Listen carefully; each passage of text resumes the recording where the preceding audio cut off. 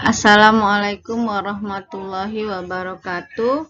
Salam sejahtera, salam sehat, dan bahagia selalu.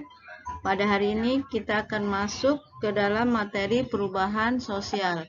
Saya harapkan kalian semua dapat bekerja sama dan serius dalam memaknai materi ini.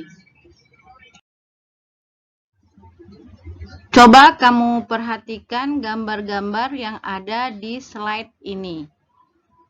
Setelah kamu memperhatikannya, kamu coba mengkaitkan gambar-gambar tersebut dengan pengertian-pengertian perubahan-perubahan sosial yang akan kita sajikan di slide berikutnya.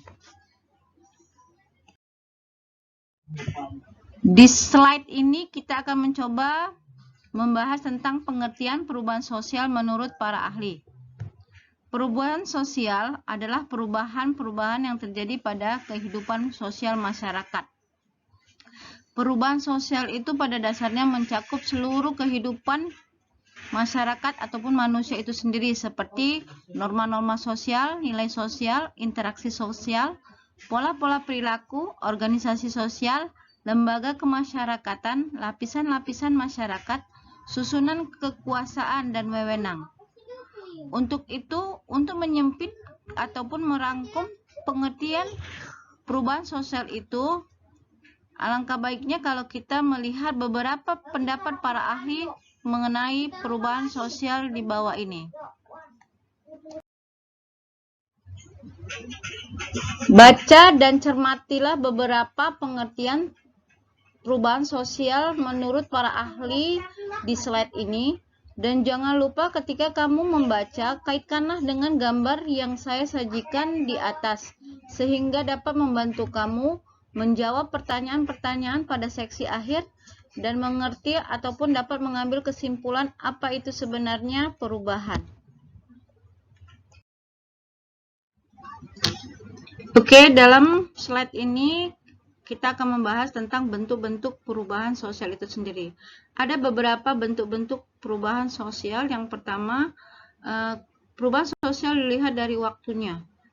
Kedua, perubahan sosial dilihat dari pengaruhnya. Ketiga, perubahan sosial dilihat dari perencanaan. Keempat, perubahan sosial dilihat dari arah perubahan itu sendiri. Dan mungkin masih banyak bentuk-bentuk perubahan lain menurut para ahli. Yang pertama, perubahan dari waktu itu dibagi dua, yaitu perubahan revolusi atau cepat dan perubahan evolusi atau lambat.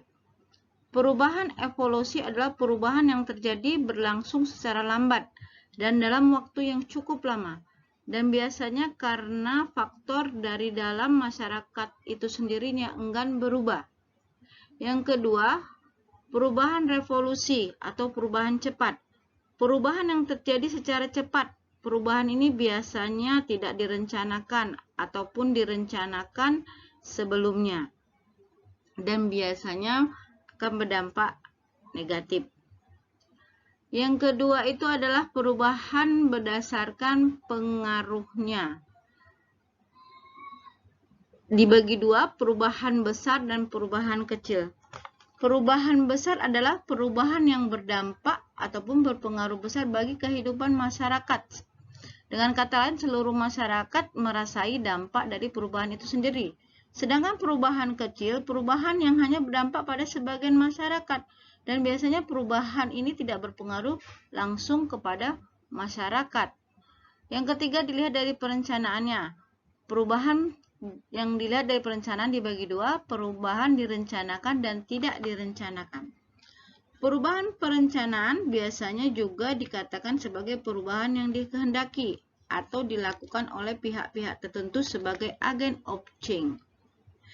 Dan perubahan tidak rencanakan, perubahan ini biasanya berupa perubahan yang tidak dikehendaki dan biasanya di luar perkiraan dari masyarakat tersebut. Pada umumnya menimbulkan masalah yang dikarenakan perubahan yang secara tiba-tiba dirasakan oleh ataupun terjadi dalam masyarakat. Yang terakhir adalah perubahan dilihat dari segi arah, progres dan regres. Perubahan regres adalah perubahan yang dialami oleh sebuah masyarakat atau suatu masyarakat yang berdampak atau menciptakan kepada kemunduran ataupun kemerosotan pada masyarakat itu sendiri. Dan mungkin banyak kita lihat seperti merosotnya moral para remaja. Sedangkan progres adalah segala perubahan yang berdampak ataupun menciptakan pada kemajuan-kemajuan pada masyarakat itu sendiri di berbagai bidang. Saya mengharapkan kamu mampu mencerna dan mengambil intisari dari bentuk-bentuk perubahan tersebut sehingga kamu bisa membuat ataupun menciptakan contoh-contoh berdasarkan bentuk-bentuk perubahan itu sendiri.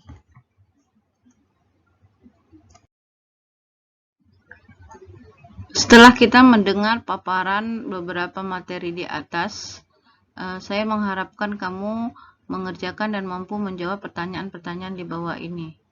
Dari jawaban-jawaban pertanyaan-pertanyaan ini, itu akan menggambarkan apakah kamu mampu mengerti tentang apa itu perubahan dan bentuk-bentuk perubahan sendiri.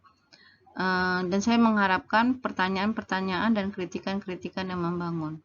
Oke. Terima kasih atas perhatiannya.